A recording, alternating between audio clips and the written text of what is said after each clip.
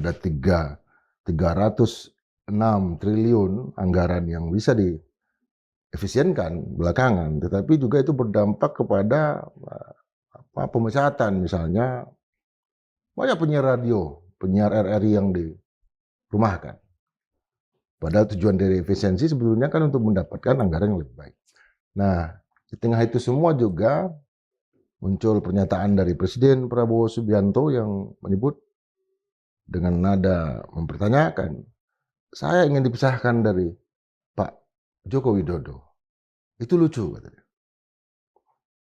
Ketika ucapan itu muncul, kita tahu semua ada banyak kawan-kawan aktivis yang melakukan kritisisme, dan hari ini kita hadirkan lagi seorang pegiat politik, analis politik, dan juga kritikus politik pada berdasarnya adalah seorang aktivis sejak mahasiswa, Bung Faisal Assegaf.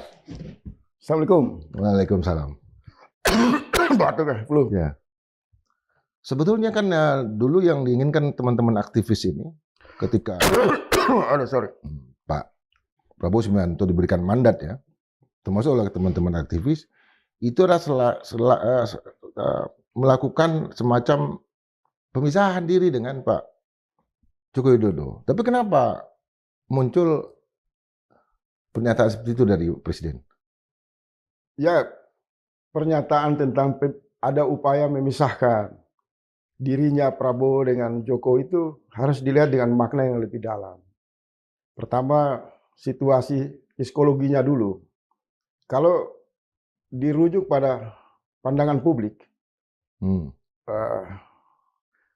sejak Prabowo dilantik hingga 100 hari pidato itu muncul, belum tampak kan salah satunya dalam sejarah protokol negara tanpa ibu negara.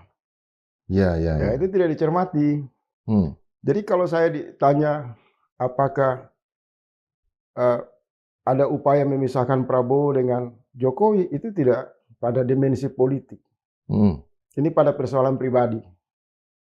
Sebenarnya ada satu kegelisahan sebagai seorang laki-laki di tengah kepungan masalah yang begitu banyak,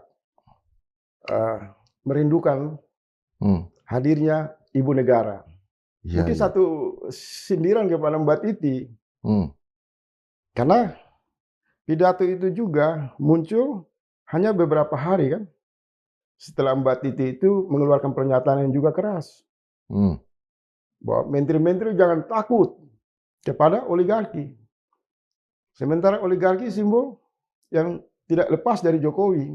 Kalau Prabowo mengatakan jangan pisahkan saya dengan Jokowi, mungkin yang dimaksud Mbak Titi jangan keras lah. Kita sejalan lah. Kalau saya tangkap seperti itu. Karena pemimpin-pemimpin besar di dunia itu, di tengah tata kelola negara yang sangat problematik, krusial, sangat keras, dia butuh pelenturan jiwa, pelenturan kasih sayang, suasana romantisme.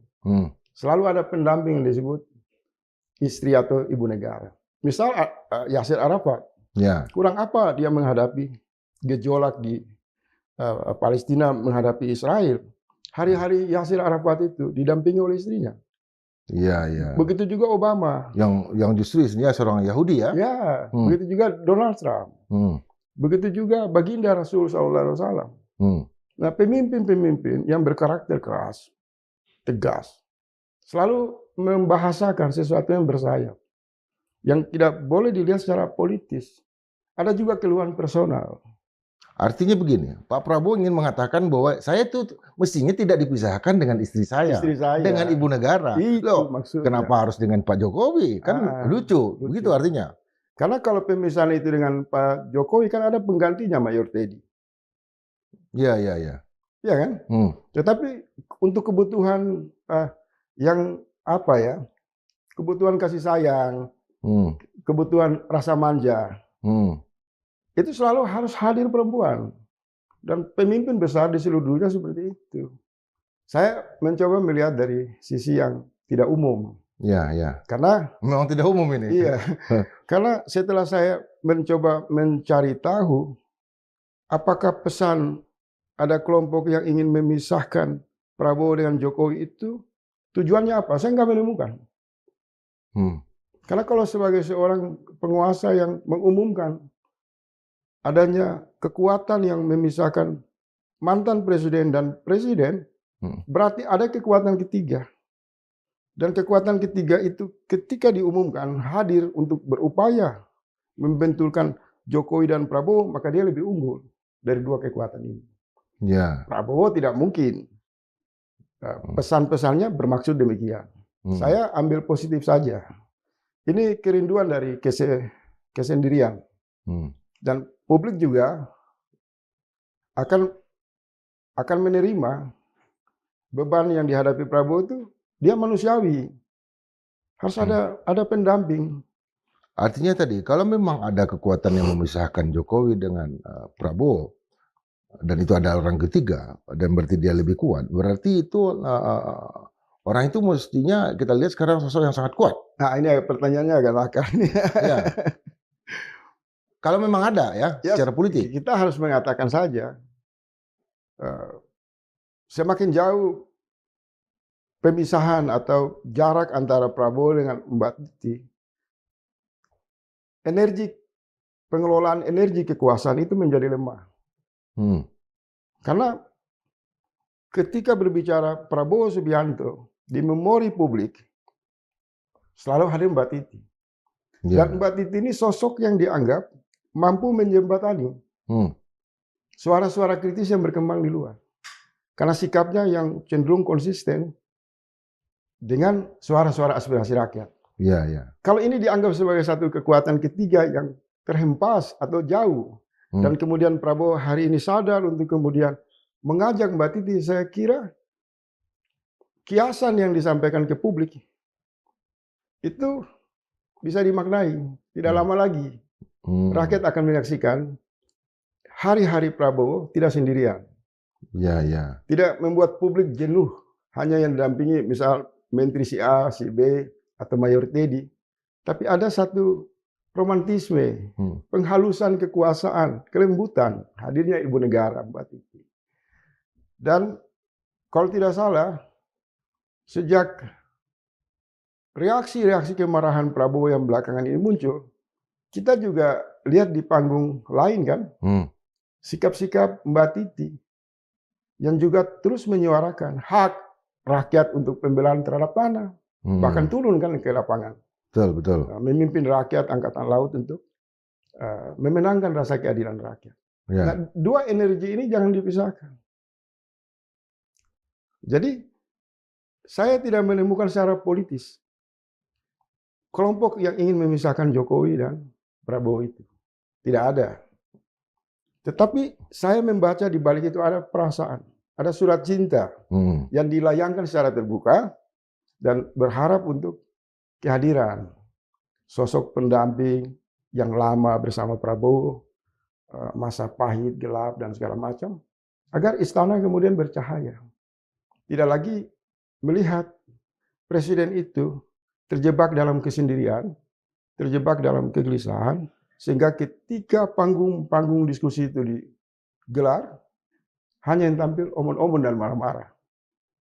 Ya, saya dapat informasi bahwa memang selama ini yang mendampingin Pak Prabowo untuk situasi yang genting itu Didit, putra dari Mbak Titi dan Pak Prabowo. Artinya seorang Didit pun sekarang udah kelelahan juga menghadapi situasi yang begitu banyak ya. Karena begitu banyak persoalan yang muncul. Kita ini jadi aktivis, abang juga. Ya. Biasanya mereka yang terlibat di orbit dinamika publik, laki-laki, tanpa kehadiran perempuan di sampingnya, banyak hal yang akan membuat kita agak lemah. Ya. Karena banyak kebutuhan saling psikologis ya.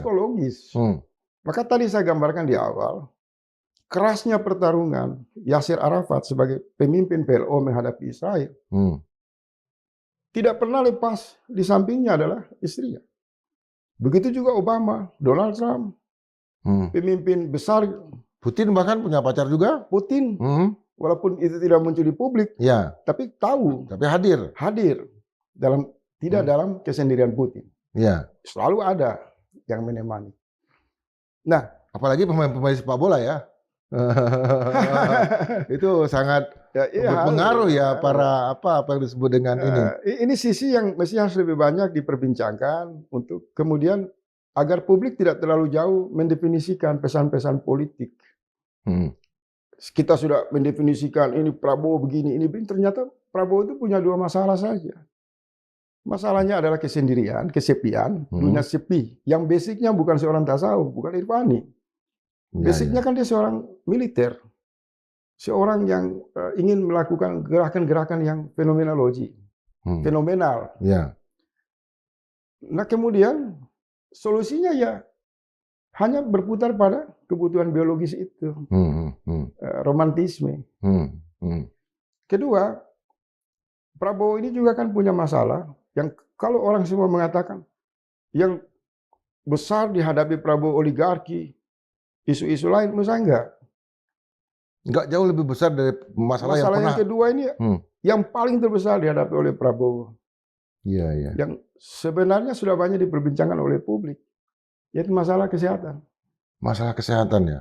Karena usianya menuju 80 tahun dan tampak di sana Prabowo lelah. Prabowo sangat lelah sehingga ini juga bisa membuka ruang yang sejak awal dicemaskan oleh banyak orang. Maka selalu muncul kan, kalau Pak Prabowo berdampingan dengan Gibran, bagaimana dengan kesehatannya? Kalau terjadi sesuatu di tengah jalan, ya kan? Berarti kan masalah utama Prabowo bukan soal menghadapi oligarki, koruptor kakap. Dia punya seluruh peralatan untuk bisa menghabisi oligarki. Tapi dia tidak bisa menghindar dari faktor usia. Di usia itu pasti lelah. Apalagi beban yang begitu banyak. Nah, salah satu obat penyembuhnya, hadirnya Mbak Titi ya, menurut saya ya, itu akan menyegarkan secara natural. Karena ada transfer psikologi, ada juga penciptaan lingkungan yang membuat rasa lelah itu saling bahu-membahu. Sehingga dia menjadi kuat. Dan sekaligus menjawab kekhawatiran publik. Kalau di tengah jalan terjadi sesuatu, publik sudah tidak lagi pusing. Kekuasaan tidak berpindah pada Gibran. Tapi berpindah kepada Mbak Titi. Karena dia juga kan politisi Partai Gerindra. Yang secara konstitusi itu dimungkinkan sebagai partai pemenang di Pilpres. Yang kalau kita lihat Mbak Titi itu udah sangat matang ya menjadi seorang pemimpin dan agresif dan mengalahkan semangat idealisme dari kawan-kawan aktivis itu sendiri. Belum ada catatan sejarah aktivis manapun di Indonesia menggabungkan angkatan laut, tentara dengan rakyat untuk menghadapi oligarki. Dan peralatan yang diturunkan bukan senjata biasa, panser. Itu satu deklarasi kesiapan kepemimpinan yang hebat. Gaya seperti ini Prabowo juga belum pernah lakukan. Jenderal siapapun belum ada. Hanya Soeharto pada masa lalu, di mana menyatukan kekuatan rakyat melawan ancaman komunis. Kemudian sekarang kan, Mbak Titi menunjukkan kedalaman perasaannya pada wilayah proletar. Ada pemberontakan rakyat yang menuntut hak tanah mereka, dan seorang putri mantan presiden itu dengan posisi sebagai istri dari Prabowo, ketua Komisi 4, anak orang kaya, masalah ketahanan pangan ya, mantan mahasiswa UI, kemudian melebur bersama rakyat jelata menggunakan fasilitas militer yang tidak main-main, panser, membongkar pagar-pagar laut. Nah, kemudian publik melihat Prabowo boleh omong-omong dalam keresahan, kegelisahan, kesepiannya, tapi praktek kekuasaan itu sebenarnya sangat menarik, sempurna, dan bagus dilakukan oleh Mbak Titi.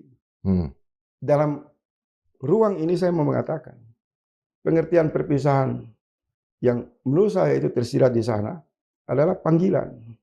Jangan ada dua matahari lah. Toh kita punya masa lalu yang begitu dekat, kesetiaan yang kuat, mengapa tidak? Rakyat kemudian menyaksikan Prabowo ke depan hari-harinya didampingi oleh orang hebat yang pro rakyat. istri yang setia, yaitu Mbak Titi. Saya kira dengan demikian, maka kecemasan soal kesehatan, beban yang begitu banyak, tim yang mungkin diragukan oleh Prabowo, dari lingkar Mbak Titi sendiri bisa sama-sama bersinergi, mensupport tujuan-tujuan dari Bapak Presiden Prabowo Subianto. Artinya masalah-masalah kesehatan seperti ini kan tidak bisa dihadapi secara teknis oleh yang namanya tim dokter kepresidenan ya, karena ini bukan masalah kesehatan dalam pengertian yang kita anggap ya fisik dan segala macam ya. Bang Indra, di hampir semua drama dan film dan peristiwa-peristiwa sosial, seorang yang berdiri sebagai pejuang, yang bekerja keras, seorang laki-laki yang tegar, yang hebat, dia tidak bisa perasaannya diobati oleh dokter manapun. Dia selalu merindukan, kalau tidak istri, anak. Ya, betul. Maka terjadi transfer semangat. Maka kalau kita lihat banyak film-film heroik, tentara yang hebat, pejuang yang hebat, aktivis hebat, politisi hebat, selalu sentuhannya itu perempuan. Tidak bisa dipindahkan kepada ajudan, kepada pas pampres, terhadap afiliasi politisi di lingkarannya, terhadap para pedagang-pedagang, pengusaha pun nggak bisa. Jadi saya harus berbicara dari sisi kewarganegaraan yang sadar, selalu menyaksikan. Misal SBY dengan Bu Ani itu kan bagus. Ya, ya. Ada Pak SBY, ada Bu Ani. Publik itu misal Pak Jokowi dengan Iriana. Misal berkali-kali Pak SBY itu duduk di satu tempat, kemudian Bu Ani datang membawa kopi, teh, kemudian dipajang di televisi. Itu menyejukkan perasaan publik. Bahwa masih ada sosok ideal. Masih ada kelembutan bersama presiden yang hidup dalam ketegangan, yang hidup dalam dunia yang berbagai tumpukan masalah menghadangnya. Saya kira kemarahan-kemarahan pidato Prabowo dengan mengancam monyet, apa segala macam, diperlukan pendamping. Supaya bisa memastikan apakah pidato itu didasari oleh faktor kegelisahan mentalitas sebagai seorang pria laki-laki, suami yang gelisah, kesendirian, sehingga mengungkap dengan bahasa-bahasa bersayap, ya kan? Atau pidato itu memang sungguh-sungguh. Nah, untuk mengkonfirmasi itu, saya kira perlu ada sisi kelembutan yang hadir di samping Pak Prabowo. Begitu juga supaya kelembutan itu kemudian menjadi jalan untuk merealisasi pidato itu. Ya, begitu juga dengan begitu kuatnya serangan mahasiswa waktu itu bawa kebo ke istana, ya, ke depan istana. Artinya tekanan presiden, publik, tekanan publik. Tapi SBY menghadapi itu tidak dengan kekerasan fisik misalnya, karena ya dia masih ada energi yang lain ya. Energi itu ciptaan Tuhan yang terindah. Kalau enggak dia akan sangat keras ya menghadapi pasti oposisi ya. Orang berani kritis seperti abang ini, abang juga nggak bisa mengingkari peran istri, anak, lebih khusus anak-anak perempuan kuat. Karena sisi kelembutan itu dianggap lemah, sebenarnya esensinya kuat. Kalau dia diperumpamakan sebagai elemen di alam semesta, misal udara, air, udara itu tidak terlihat. Tapi tsunami itu terjadi karena kelembutan itu sendiri kan. Komposisi struktur kelembutan dalam energi itu. Jadi, Mbak Titi itu adalah solusi obat. Dan bagus untuk pembelajaran keteladanan dalam bernegara. Jadi Pak Prabowo itu percaya diri. Ketika berbicara tentang masa depan rumah tangga rakyat kecil. Dia memang didampingi oleh realitas. Dia ada pada realitas itu. Dia tidak berdiri tunggal. Kemudian di sampingnya kuda, Mayor Teddy, atau pas pampres, atau politisi. Itu kan ruang-ruang hampa. Ruang-ruang kepentingan yang tidak setulus kehadiran seorang istri di sampingnya. Itu sisi itu.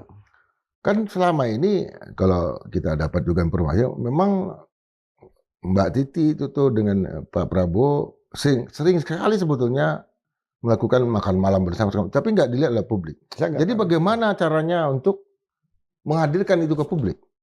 harus hadir menurut saya. Karena kita ini kan hidup dalam satu masyarakat yang basisnya spiritual juga. Pendampingan suami dan istri di ruang publik itu keteladanan. Iya kan? Kalau abang ini selalu jalan dengan ajudan abang juga, itu bisa menimbulkan fitnah. Betul. Kenapa dua orang ini ketemu aja terus? Iya kan? Iya. Kita menciptakan fitnah, menciptakan prasangka. Karena itu tidak lazim. Nah, ini juga muncul dugaan-dugaan dan menjadi pembicaraan yang tidak menarik. Seolah-olah posisi ibu negara itu sudah bergeser ke Mayor Teddy. Mayor Teddy ya? Iya, bisa jadi besok bergeser ke Bahlil. Mungkin besok lagi bergeser kepada Erick Thohir. Nah, ini semua menjadi perbincangan cemohan yang tidak bagus. Ya kan? Disebut istana itu kan ada raja dan ratu, ada presiden dan pendampingnya, istri presiden. Karena Indonesia itu semua masalah tidak bisa diselesaikan lewat rasionalitas. Ada sisi perempuan yang juga menjelaskan pada ruang kasih sayang, yang bisa memancarkan sisi kelembutan kekuasaan itu sendiri. Kalau enggak, pada dalam diri Prabowo itu api yang terus membakar karena asmaranya yang hilang. Kemudian ucapan-ucapan itu menjadi provokasi yang disebut omong-omong. Maka orang akan susah. Para seniman, penulis puisi akan susah untuk meletakkan kata-kata mana. Dia berdiri sebagai tunggal, tidak ada makhluk tunggal. Dia harus ada pendamping. Dan ketika bertemu laki dan perempuan yang disebut presiden dan istri presiden, itu jangan dianggap biasa. Itulah lokomotif dalam langkah-langkah pertarungan menuju realisasi kebijakan sang pemimpin. Kenapa? Perempuan itu sensitif. Kalau Prabowo berbohong, orang pertama yang akan mengingatkan Prabowo itu pasti Mbak Titi. Ya. Jangan gitu dong, Mas. Jangan pidato omong-omong aja. Jangan pidato besar suara. Tapi kenyataan tidak ada. Pasti.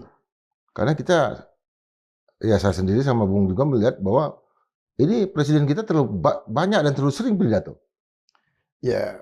Sampai kemarin dijawab langsung sama Bung Faisal misalnya, menurut saya kurang layak misalnya ketika presiden mengatakan ada raja-raja kecil segala macam. Itu seperti melapor sama siapa?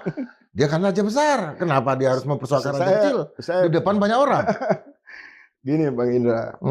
Satu kepala negara yang memiliki kekuasaan full, seorang presiden, kalau mengeluh ada ancaman, saingan, sebenarnya itu masalah pada dalam dirinya. Siapa yang berani lawan dia? Siapa yang berani bunuh presiden? Ngancam presiden? Ya. Siapa yang berani menjadi matahari-matahari kecil yang mencoba-coba untuk melawan matahari besar? Nggak mungkin. Ini masalah problem kesehatan. Kita jangan terlalu jauh. Ya. Ada dimensi sisi kemanusiaan Prabowo yang harus tuntas dulu. Pendampingan seorang perempuan. Sehingga nanti dari situ kita lihat. Kalau masih marah-marah, masih curiga, dihantui oleh rasa takut, berarti ada faktor yang memang serius. Ancaman itu ada.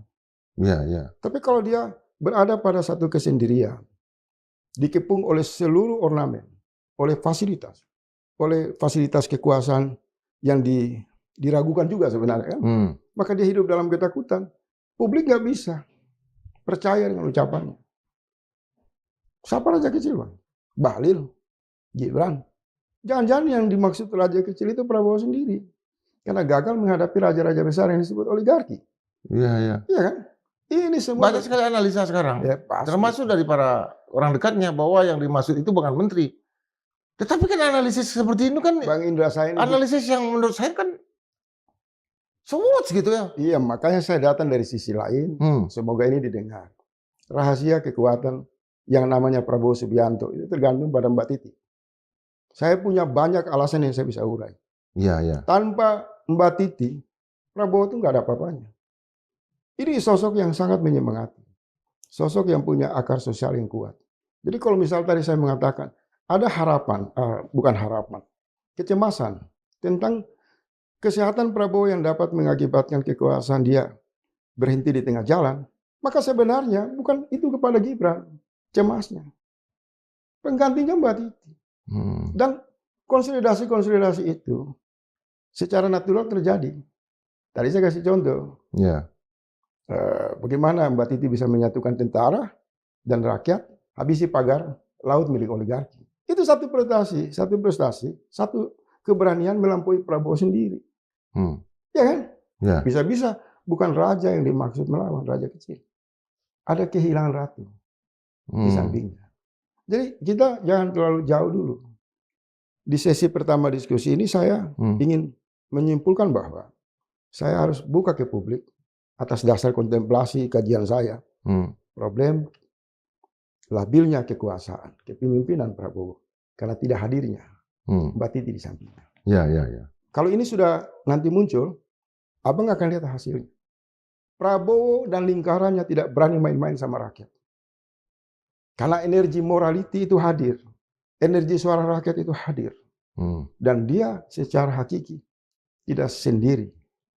Kehadiran perempuan di tengah pemimpin itu menarik energi Tuhan. Diterima oleh alam. Setidaknya menghilangkan sisi gosip-gosip, fitnah-fitnah, praduga-praduga, prasangka-prasangka. Bahwa Prabowo seorang laki-laki yang benar-benar laki-laki. Dan didampingi oleh seorang perempuan yang benar-benar perempuan hebat. Mbak Titi. Ya, ada satu adegan kemarin itu. Ketika Pak Prabowo Subianto menyambut Erdogan dan istrinya. Justru, dan dalam suasana hujan, justru yang memayungi Prabowo adalah Erdogan. Dengan tangan kiri. Iya. Sementara di sisinya ada istrinya sendiri yang pakai payung juga. Sementara Pak Prabowo berlaku seperti seorang hajun yang tidak, yang tidak pakai payung. Artinya seorang Erdogan ingin menunjukkan bahwa yang Pak Prabowo ini yang pegang ini mestinya Anda yang pegang untuk istri Anda, bukan saya untuk Anda. Itu maksud saya.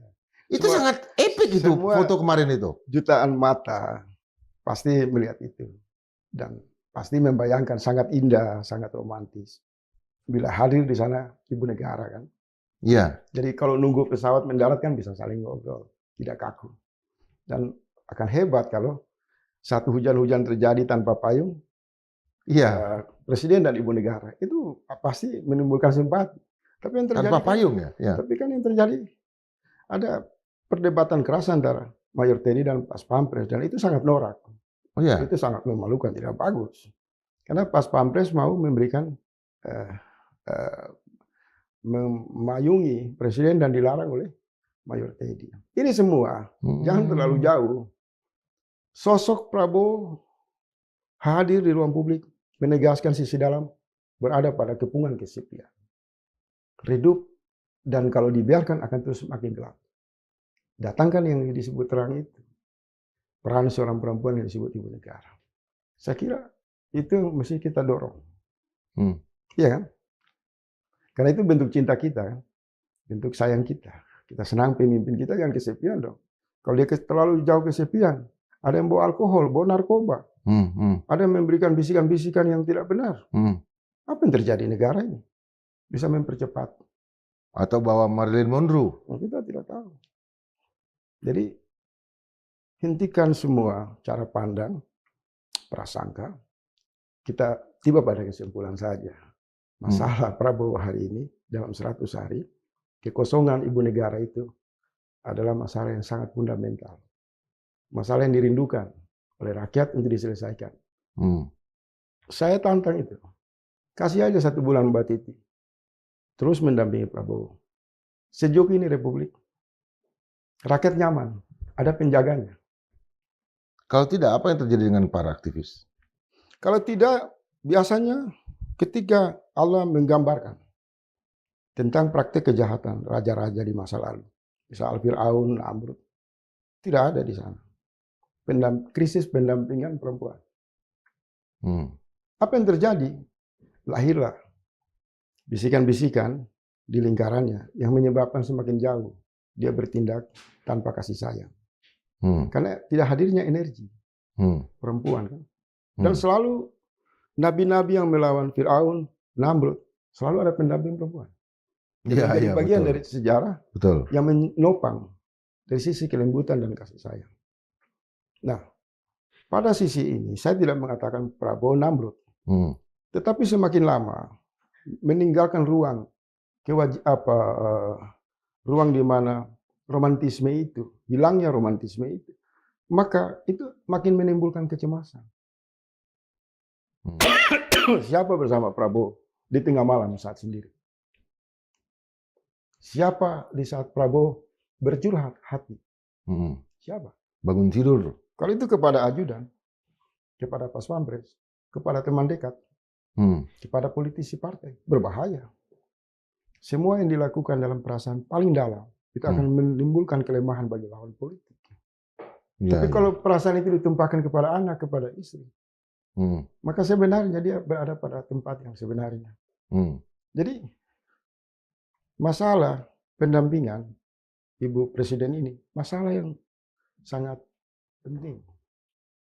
Kita tidak berharap satu kepemimpinan yang berkarakter terlalu keras. Kita ambil contoh Namrud lah. Ya kan? Ya. Apa yang terjadi? Dia tidak usah menciptakan permusuhan yang banyak bagi semua orang. Masalah dia hanya kesehatan. Dan masalah Namrud itu hanya karena mendengar pesan kebenaran yang diumpamakan semut yang masuk, nyamuk yang masuk kepada telinganya. Maka apa yang terjadi? Pembuluh darahnya pecah. Stroke, darah mengalir di mana-mana. Mati aja Namrud. Kenapa? Karena Namrud berada pada kesendirian. Iya. Ini contoh yang kita capture lewat Al-Quran. Ya kan? Maka saya juga mengamati pemimpin-pemimpin hebat selalu ada pendamping sebagai saluran yang memang natural, yang wajar, supaya sisi keras yang terlalu dihembuskan, disalurkan itu tidak sembarangan mengalir ke tempat-tempat yang menimbulkan pidato, omong-omong, kemarahan tanpa tujuan, prasangka yang sebenarnya masalah psikologi saja. Bahkan Hitler sekalipun ya, Eva Braun sampai terakhir. Artinya Napoleon Bonaparte dia banyak sekali macam perang, tapi kan memang satu hal yang sangat revolusioner. Dan begini juga, selain dari itu kan masalah privasi Pak Prabowo dan Mbak Titi. Kita tidak masuk jauh. Kita mencontohkan mereka dari perspektif mikrososial. Yang namanya mikrososial ya ada laki, perempuan, anak, dan lain-lain kan. Tapi juga harus dilihat. Kenapa saya mendorong hubungan ini kuat? Karena Prabowo akan mendapatkan sosok yang menurut saya bisa menjadi teman diskusi yang bagus. Karena sejak Soeharto itu turun, satu-satunya anak Soeharto yang melebur dekat dengan rakyat itu Mbak Titi. Tidak punya sifat dendam masa lalu, mau merangkul, selalu wise, senyum. Dan bicaranya selalu diikuti oleh perbuatan yang nyata. Nah, sosok ini, kalau dekat pada Prabowo, saya pastikan pembisik-pembisik jahat yang mencari muka kepada Prabowo, yang memberi masukan-masukan yang akibatnya kabinet ini jadi amburadul, itu mereka akan kehilangan pekerjaan. Tergantikan oleh peran Mbak Titi yang bisa menjembatani aspirasi arus bawah. Apa yang terjadi? Kekuasaan ini akan berjalan bukan hanya sehat fisik, sehat rohani, tapi kebijakan juga sehat dan menyehatkan kehidupan bernegara. Kalau ini tidak ada sosok seperti Mbak Titi di samping Prabowo Subianto dan tidak ditampilkan ke publik, maka jarak istana dan Hambalang itu akan terus menjadi spekulasi.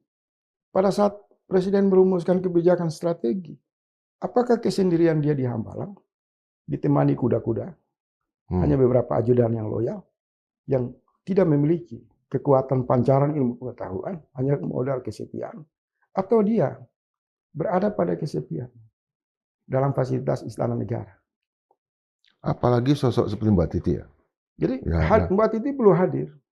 Dia tidak hadir sebagai maksud protokol, tapi dia hadir sebagai transfer irfani, transfer teologis, bahwa pemimpin-pemimpin hebat itu tidak boleh membuang jejak sejarah, membuang kasih sayang di masa lalu, tapi justru mengelola potensi kasih sayang yang penuh lika-liku itu pada puncak kekuasaan dia memancarkannya, sehingga rakyat mengatakan kepada istri saja dia tidak mengambil jarak, apalagi kepada rakyat. Tapi kalau jarak itu terlalu jauh, maka publik bertanya, siapa yang memasuki kekosongan ini? Yang dibilang pembisik-pembisik itu. Yang sering dalam Islam itu dibilang, sebelum Anda yakin tentang basmalah, yang artinya kasih sayang, pengasih dan penyayang, Anda harus baca doa dulu kepada Allah. Auzubillahi minasyaitonirrajim. Ya Allah, jauhkan kami dari bisikan-bisikan setan yang terkutuk. Untuk memastikan ruang kosong itu tidak boleh ada bisikan. Baru kita bisa sampai pada implementasi Ar-Rahman Ar-Rahim itu. Nah, kalau dikonstruksikan dalam pola hubungan, baik sebagai kebutuhan biologis, laki perlu perempuan, Pak Titi kan, tidak mungkin laki perlu laki-laki lah. Itu kan dilarang di Amerika. Lahirlah undang-undang LGBT itu kan, di Rusia dan lain-lain. Kebutuhan biologis ini sudah selesai. Kasih sayang itu saling bertransfer. Kemudian ini menjadi satu psikologi di ruang kekuasaan yang stabil. Kalau tidak, abang ini pulang ke rumah, nggak ada istri, pasti bawahnya marah-marah. Ya kan? Makin keriput paginya. Makin keriput. Ini kamu kemana bikin apa? Mana teh saya, kopi saya? Benar. Itu bisa dikerjakan oleh pembantu. Iya, kita bisa bikin sendiri. Kita bisa bikin sendiri. Tapi kebanggaan. Ya. Sekalipun presiden itu punya 1000 mayor teddy yang bisa bikin kopi. Tapi kalau kopi itu dibawa oleh Mbak Titi, itu lain. Rasanya, kenikmatan, ketulusan. Dan kalau itu diangkat dalam tayangan televisi, ditonton oleh jutaan rakyat, rakyat mengatakan, presiden yang kita cintai tidak sendirian, tidak kesepian. Nah, saat dia pidato marah-marah, rakyat menduga bisa-bisa yang memberi masukan Mbak Titi agar Prabowo selalu pro rakyat. Nah, kalau sekarang marah-marah ini kan nggak jelas. Siapa yang bisikin? Apakah dia marah karena takut melawan oligarki? Apakah dia marah karena dia nggak bisa kerja?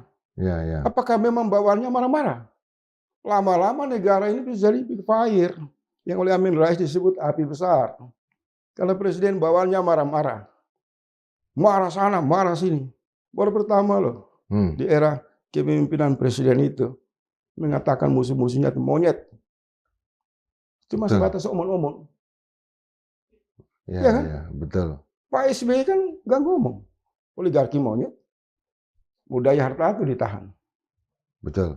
Beberapa pengusaha besar disikat. Padahal itu adalah salah satu donaturnya di dalam Pilpres. Orang yang dianggap dekat. Dekat, ya betul. Kan? Salah, kamu masuk. Hati-hati Murdaya. Murdaya-po. Ya. Itu contoh. Kenapa sisi kelembutan itu muncul tanpa pidato kasar-kasar, tapi operasionalnya jalan. Jadi udahlah, Pak. Ini ada krisis psikologi. Kalau dia mau jadi pemberani seperti Arafat, harus ada pendamping di sampingnya. Supaya kita jangan terjebak terlalu jauh mengamati pidato-pidato Prabowo yang sebenarnya masalah mendasari cuma dua. Ancaman masalah kesehatan dan masalah. Ya, kalau kita ingat romantisme, itu aja. Kalau kita ingat lagi kasus Mudapo ini kan dulu kan dia pengelola Kemayoran. Artinya oligarki, kelompok oligarki yang menguasai segala macam. Indah, karena sekarang lagi digugat ini. Ya, tapi kemudian Kemayoran menjadi area publik lagi. Iya. Jadi saya kira itu tanpa harus marah-marah. Sisi lain yang belum dibahas, tapi saya kira ini akan menjadi perbincangan di kemudian hari pasca 100 hari. Nah, terkait tadi dengan efisiensi anggaran. Ya.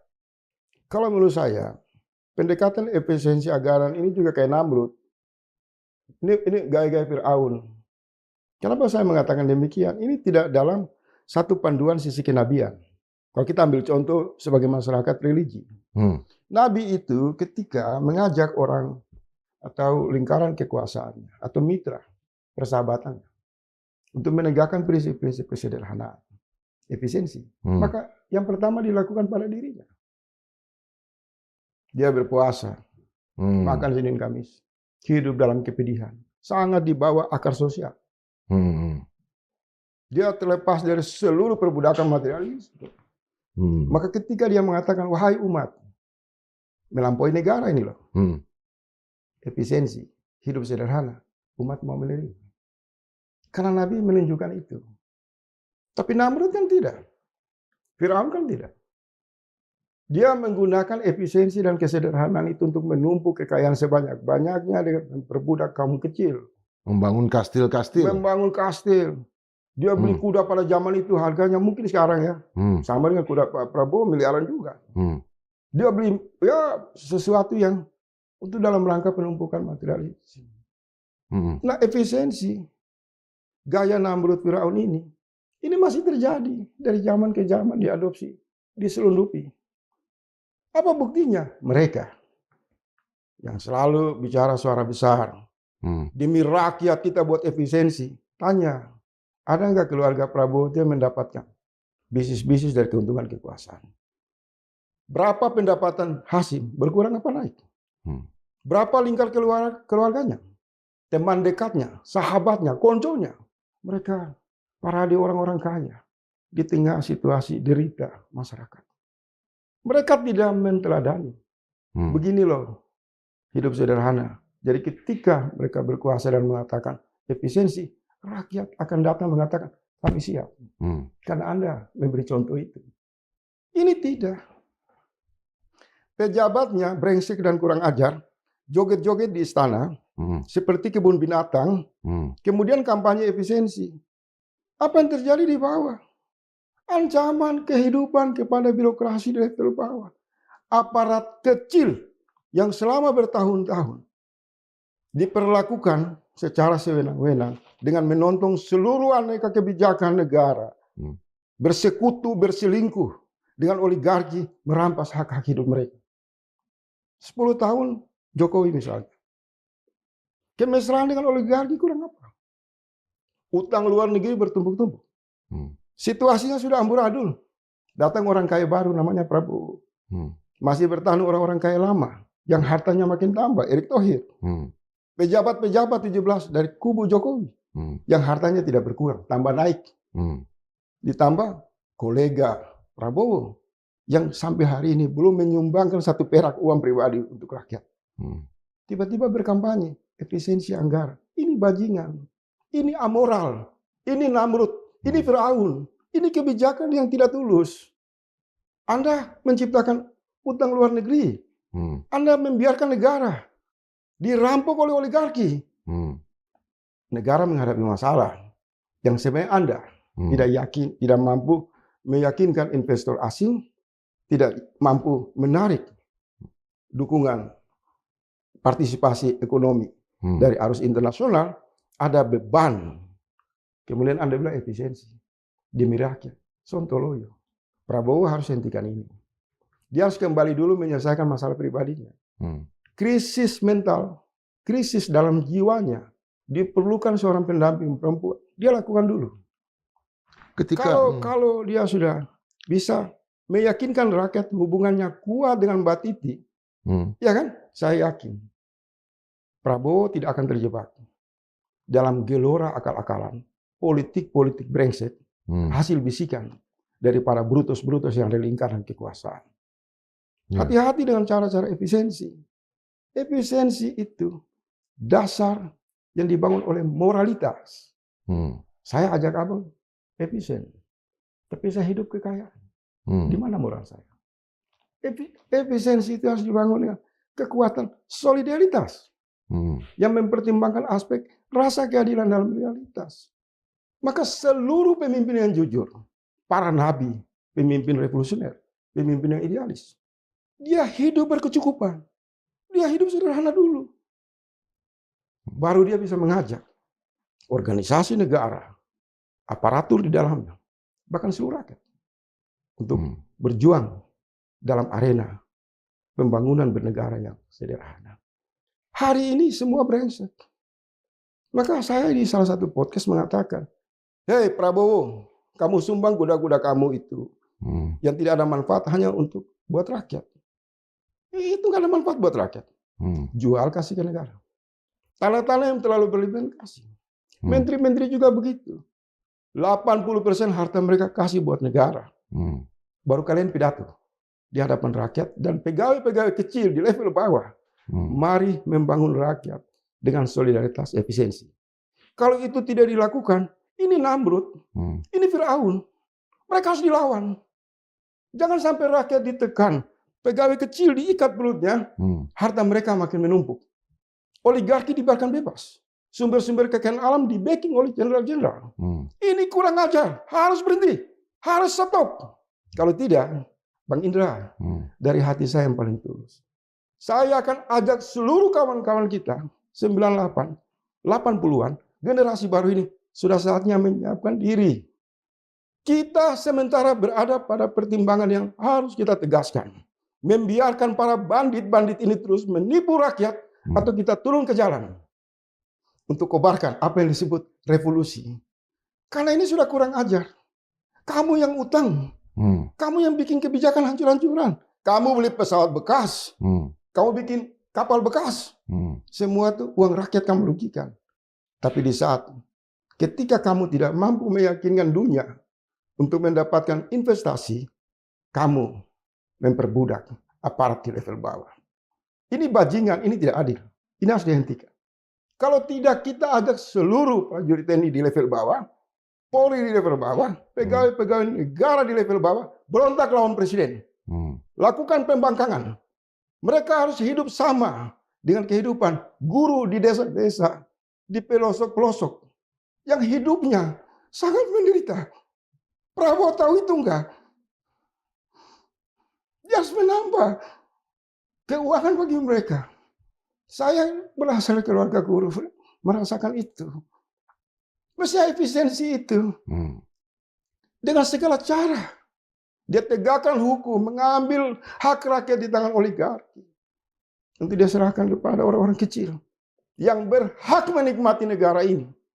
Bukan kampanye-kampanye brengsek, omon-omon. Maka sebab itu saya mengatakan, persoalan pribadi psikologi kamu selesaikan. Baru kamu bisa menyadari bahwa makhluk sosial yang ideal itu adalah laki dan perempuan. Di situ tauhid keseimbangan. Anda akan punya kasih sayang. Di situ akan hadir Tuhan. Akan hadir cahaya Allah. Maka pidato-pidatomu tidak kasar lagi. Kamu akan merasakan. Kalau saya mengajak rakyat kecil untuk mereka hidup sederhana, pegawai kecil hidup sederhana, maka presiden 80% hartanya dihibahkan untuk rakyat. Kalau tidak, kamu pembohong, kamu penipu, dan ini hanya kampanye politik dan harus dilawan oleh seluruh elemen rakyat. Jangan takut. Jadi masuk kepada dimensi efisiensi ini di hampir beberapa media. Saya terpantik oleh kemarahan. Ini bajingan. 5 tahun kamu bikin apa? Waktu jadi Menhan. Kamu tahu arah kebijakan Jokowi itu membahayakan keuangan negara. Utang ugal-ugalan, sumber daya alam dirampok. Hak-hak jutaan tanah rakyat ini hilang begitu saja. Kau Menhan pada saat itu, kau punya senjata, kau jenderal, kau Kopassus. Kenapa kamu tidak mencegah presiden yang melakukan sikap kurang ajar itu? Justru kamu bersekutu, kamu memperkuatkan rasa kedekatan. Dan ketika beban-beban itu ditinggalkan oleh Jokowi, baru kau tampil. Pidato berapi-api, omong kosong. Mengatakan saatnya efisiensi anggaran. Ini tidak adil. Saya belum mau menuduh Prabowo loh. Saya masih berhenti. Ada krisis faktor mentalitas. Psikologi. Kenapa saya butuh hadirnya Mbak Titi dan agar rakyat lihat. Bagaimana kalau seorang pemimpin membuat kebijakan ada perempuan di sampingnya, istrinya? Apakah kebijakan ini dibiarkan oleh istri yang baik? Saya yakin tidak. Kalau ada Mbak Titi di samping Prabowo, dia akan menjadi pembisik yang menyalurkan aspirasi rakyat. Sekarang kalau kita lihat memang, Mbak, secara substansi. Jadi sorry Bang, ini agak sedikit emosional karena ini memang seorang Faisal itu harus emosional. Masalah jutaan hajat hidup orang banyak. Jadi pola efisiensi ini adalah copy paste Firaun, copy paste Namrud. Secara pendekatan spiritual tidak ditemukan kepemimpinan yang berbasis ar-Rahman ar-Rahim. Keadilan. Karena pidato-pidatonya Presiden, kalau saya baca sendiri itu seperti menampar angin. Tidak ada bikin kita takut dengan pidato-pidato. Padahal katanya nakut-nakutin orang. Substansinya sama Presiden Prabowo kan belakangan kan kita lihat. Ya artinya secara substansi itu mau tunjukkan ke siapa? untuk menjawab krisis pada dirinya. Abang ini kalau tidak ada pendamping, perempuan di sampingnya, tingkat kegelisahan itu kuat sekali. Mau ditutup seperti apa nggak bisa. Makanya diperlukan. Dan ujung-ujungnya kan orang-orang tidak yang di sekelilingnya tepuk tangan segala macam. Oh iya. Itu seperti orang melihat kita tepuk tangan melihat apa itu Bukan lagi. bro itu yang dia ini pemain di lapangan apa itu? Ya, orang tepuk tangan untuk seekor bro. Iya, bukan tepuk tangan. Mereka pesta-pesta di istana. Mereka pesta. Menteri-menteri joget-joget di saat presiden mengalami krisis mental. Menghadapi yang disebut tantangan efisiensi.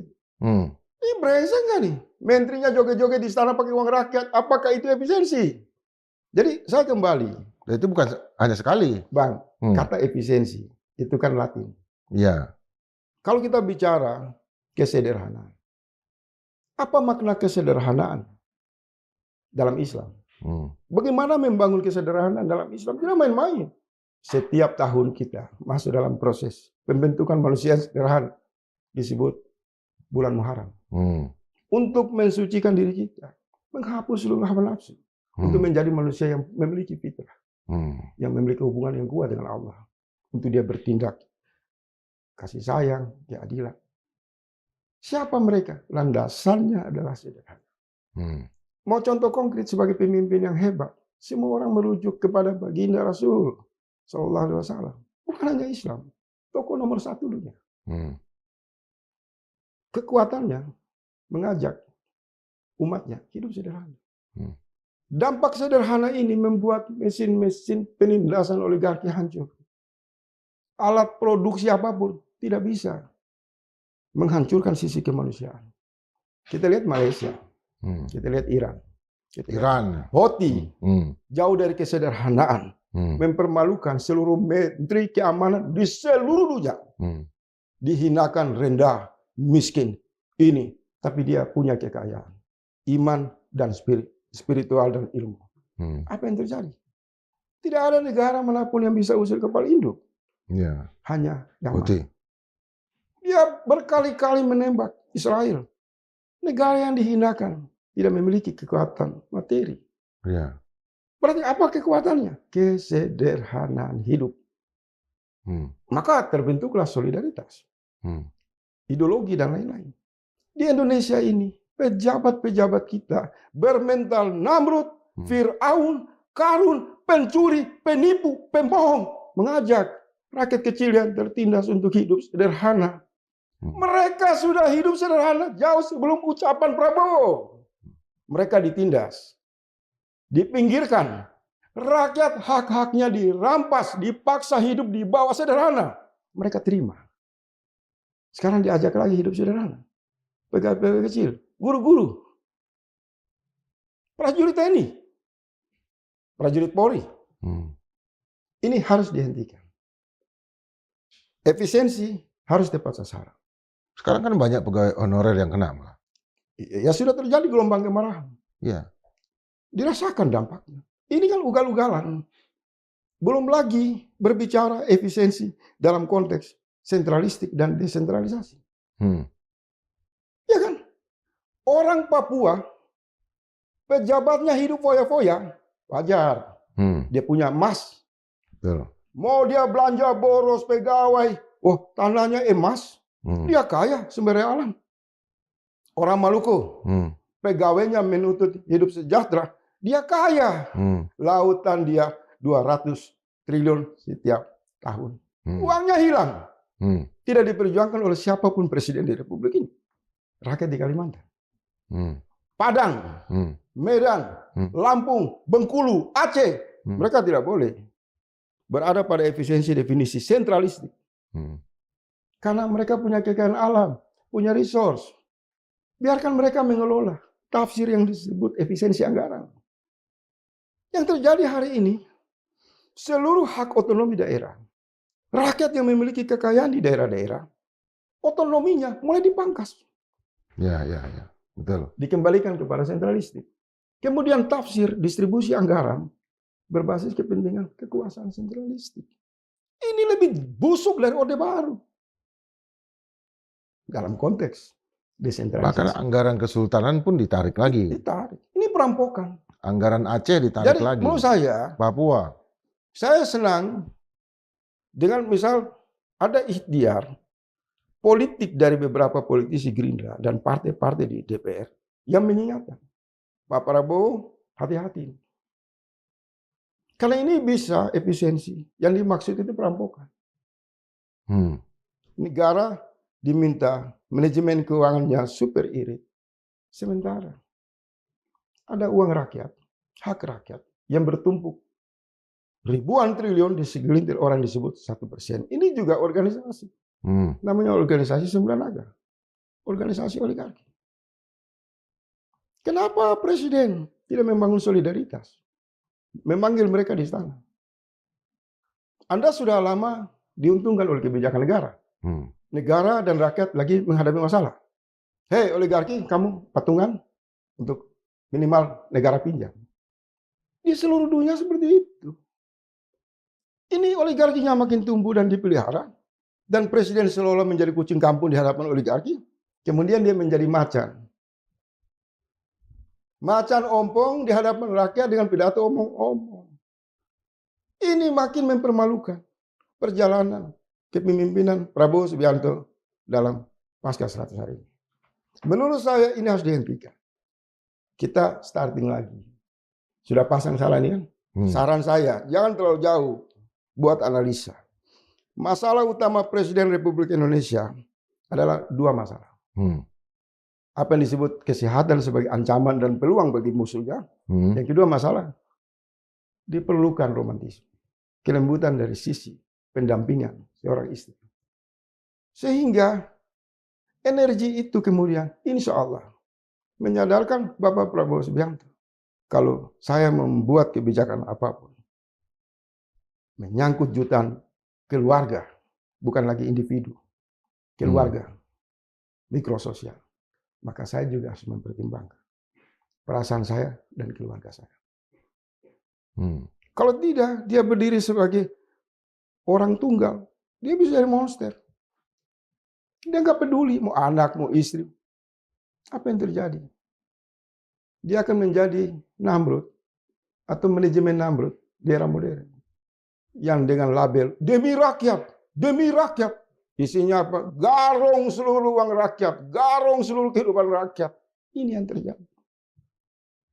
Karena kan kalau kita lihat ya sebagai gimmick ya, itu sejak era pertama kali Pak Harto menjadi presiden, kan ini juga yang dilakukan oleh Pak Harto waktu itu. Dia bikin Komisi 4.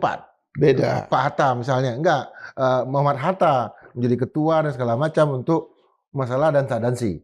Kemudian Kopkamtib Sudomo juga dikasih hak sama Presiden Soeharto untuk mencegah katakanlah dansa-dansi, tapi pejabat tetap dansa-dansi. Artinya efisiensi yang terjadi sekarang itu jangan-jangan itu cuma polesan-polesan pertama saja ketika menjadi presiden. Sama juga dengan Pak Jokowi dulu. Memerintahkan saya salah satu yang dapat sebagai staf khususnya, bukan staf khusus menteri kan, Yudi Krisnandi mendapat disposisi itu betul tuh badan itu hilangkan, lembaga itu hilangkan segala macam dalam 100 hari kan. Tetapi kemudian apa yang terjadi? Membandingkan Prabowo dengan Pak Harto itu langit dan bumi. Dari sisi karakteristik, kecerdasan, kemampuan itu beda, nggak bisa. Prabowo ini satu kepemimpinan dengan keunikan yang tersendiri. Di mana keunikan ini hadir dengan masalah yang belum pernah ada pada pemimpin sebelumnya. Yaitu masalah pada usia yang mendekati 80, hidup dalam kesendirian. Itu aja dulu. Ini kotak hitam. Kalau di pesawat itu namanya black box. Seluruh wilayah pada pertarungan di sini. Saya punya waktu sedikit untuk bicara ini. Maka tadi saya memberi contoh-contoh. Bagaimana Fir'aun itu menjadi super jahat. Namrud menjadi super jahat. Ini di mikrososial. Hubungan yang tidak kuatnya antara anak, istri, dan suami. Karena dia akan melayani mikrososial yang sama. Nah, perasaan yang dia dapatkan dalam keunggulan kualitas, dia akan transfer. Tapi kalau elemen-elemen di sini saling bertabrakan, komposisinya berubah, maka transfernya akan berubah lagi. Dia akan berbeda dengan realitas. Maka apa yang keluar yang tadi dibilang itu? Apakah ini cuma omong-omong, pidato-pidato? Saya ingin mengatakan 100% seluruh pidato Prabowo kumpul semua, buang di tempat sampah. Karena negara ini tidak butuh orasi, tidak butuh narasi. Seluruh peralatan kekuasaan ada di meja Prabowo. Detik, menit, jam, dia bisa membuat rakyat itu menderita atau rakyat itu sejahtera. Jadi kalau ada masih pidato-pidato, maka ini orang tidak bisa kerja. Dia punya semua. Dia punya seluruh fasilitas itu. Dan dia didukung oleh kekuatan yang full. Tapi dia kropos. Karena landasan spiritualnya diragukan. Mentalitasnya. Ekspresi kemarahan menggambar sisi dalam yang paling rendah. Persenyawaan materialisme yang jauh dari cahaya spiritual itu sendiri. Itu kesimpulan. Oke. Sobat Madilog, Tan Malaka memang pernah jatuh cinta kepada beberapa orang gadis, tetapi sampai akhirnya tetap menjadi seorang jomblo. Ketika terbunuh di Selopanggung, Kediri, dan kemudian dikuburkan di bawah kayu-kayu, di bawah pohon, bahkan nisannya pun susah dicari. Tan Malaka adalah seorang jomblo. Tan Malaka pilihan ya. Jadi bagi kami yang melihat seorang kakek yang seperti itu, ya bukan karena dia kurang ganteng atau kurang berpikir, tapi karena terlalu banyak berjuang. Nah, kita tentu tadi Faisal mengingatkan bahwa Presiden Prabowo Subianto memerlukan sentuhan yang berbeda. Karena semua dia miliki. Kecerdasan, kemampuan dalam bahasa Inggris, power, dan segala macam, juga dukungan dari para aktivis. Di usia yang sangat muda, Presiden Prabowo Subianto, usia 18 tahun dia udah berkomunikasi dengan mampu mengarahkan kaum intelektual di era itu. Sohogi misalnya, 27 tahun. Itu mampu dia gerakkan. Dan bahkan ngajak Sohogi untuk, dalam tanda kutip, party. Artinya sosok seorang humannya, seorang manusianya Sohogi mampu munculkan oleh Pak Prabowo waktu itu yang masih anak muda. Sebelum kemudian masuk ke Akademi Militer, Akabri ya. Jadi yang ingin kita hadirkan lagi adalah kalau sisi romantisme, sisi yang menutupi spiritualitas ini terisi, maka seluruh pidato yang bagi kami itu tidak ada isinya, itu nggak perlu lagi. Kita buang ke tong sampah. Dan tentu kita akan melihat hari-hari yang lebih bermakna lagi. Tetap berpikir merdeka 100%.